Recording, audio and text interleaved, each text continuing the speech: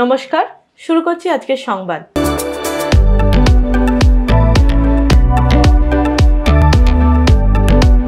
বর্ধমান ক্রমবর্ধমান, আর এই ভাবনাকে সাথী করেই এবার এই শহরের বর্ধমান ভবনে অনুষ্ঠিত হলো দুদিনের মেকআপ ফেস্টিভ্যাল।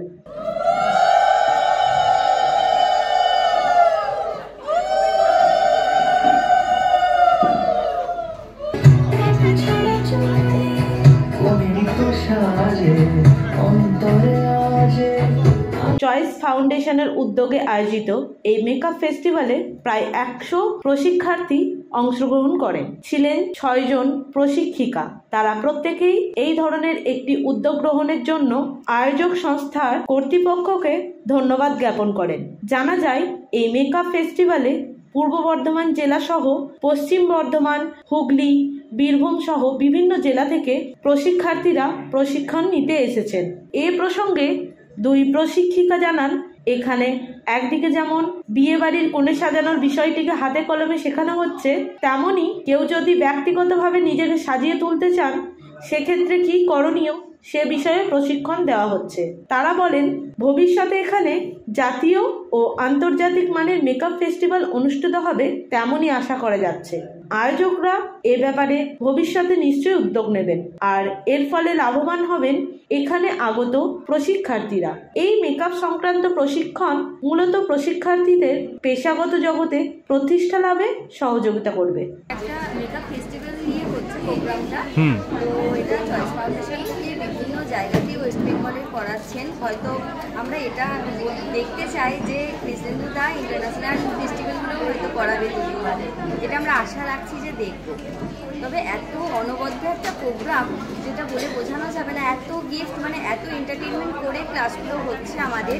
ইভেন আমার কালকে ক্লাস ছিল, আজকে আমি নাও আসতে পারতাম, বাট এত সুন্দর একটা প্রোগ্রাম, এটা কোনোভাবেই মিস করতে আমি চাই না। কেমন লাগলো?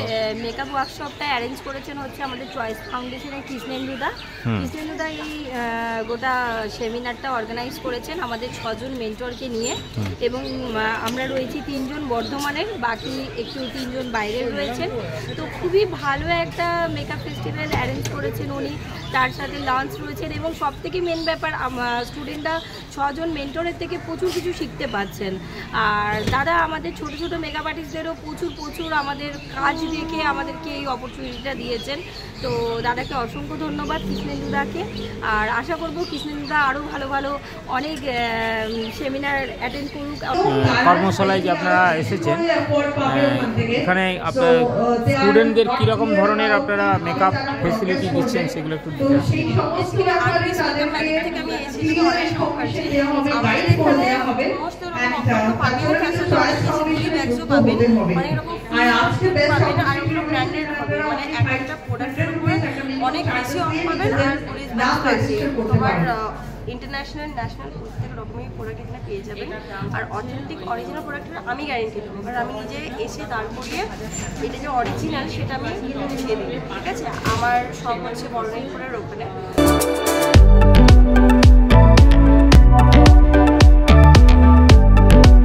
সারা রাজ্যের সঙ্গে পূর্ব বর্ধমান জেলাতেও অনুষ্ঠিত হচ্ছে মাধ্যমিক পরীক্ষা।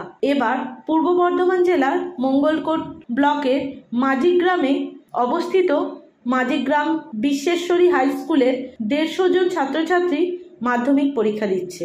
তাদের পরীক্ষা কেন্দ্র হলো Mangalkot Abul Kasem memorial high school.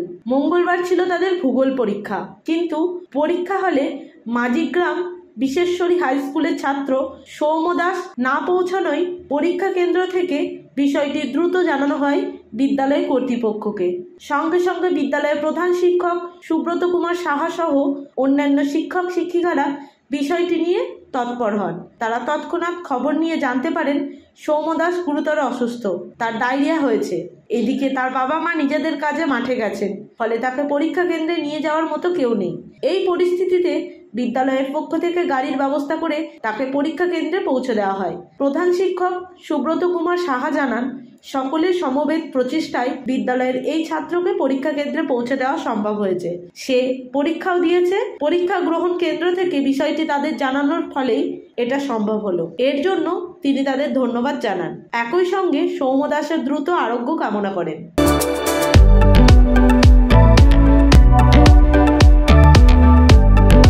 আজকের সংবাদ এই পর্যন্তই। নমস্কার।